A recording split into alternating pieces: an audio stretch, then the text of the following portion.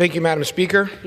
On April 18th, 5 brave young girls had the courage to stand up for their rights in Harrison County, West Virginia.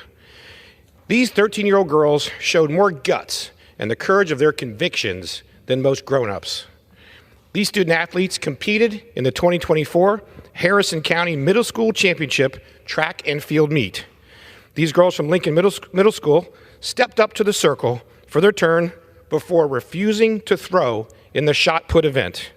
They were showing solidarity in protest of the participation of Becky Pepper Jackson, a 13-year-old boy. Pepper Jackson won the event by recording a throw of 32 feet. The second place competitor, who was actually a female, finished with a 29-foot throw. While West Virginia state law bans transgenders, in other words, boys pretending to be girls, from playing on girls' sports teams. However, a recent federal court ruled the law could not be lawfully applied to Pepper Jackson. West Virginia Attorney General Patrick Morrisey has quickly stepped up and filed an amicus brief in support of the 5 athletes and asked the U.S. Supreme Court to weigh in on transgender student athletes bans for a second time on behalf of the parents who filed a complaint with the local county board of education. As a result of their protest and appearance at a press conference with West Virginia Attorney General Patrick Morrisey, the 5 girls were barred from competing in their next track meet and are also subject to punitive sprints in practice. These strong girls should be rewarded, not punished, for standing up for the sanctity of women's sports. Young women should not be forced to compete against young men. No school in West Virginia, nor anywhere in America, should turn a blind eye to this woke nonsense. Former college swimmer Riley Gaines, who has been an outspoken critic of trans athletes participating in girls' sports, has weighed in on the issue, writing, quote, "These girls stood up for what they believed and their coach barred them from competing. Insane," close quotes, in a post on X.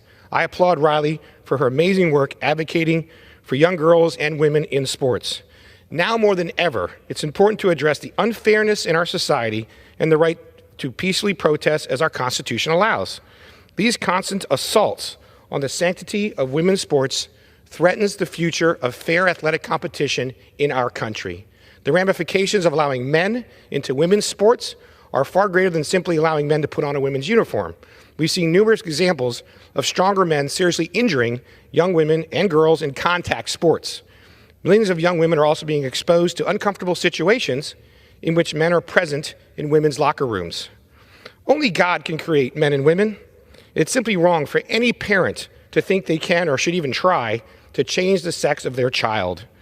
Male athletes who can't win competing against other males who then choose to take advantage of bad laws to steal titles from women are truly a threat to females. We should be less focused on offending an individual's feelings than protecting the physical safety of our daughters who simply want to compete against other women. Radical trans policies are out of touch with not only the facts, but the pulse of this great country. We must stand up against this nonsense and unlimited overreach on the fringes. I applaud the 5 young women in my district for standing up for themselves and being examples of strength as this fight for women's sports goes on. Thank you, Madam Speaker. God bless these young ladies, and I yield back.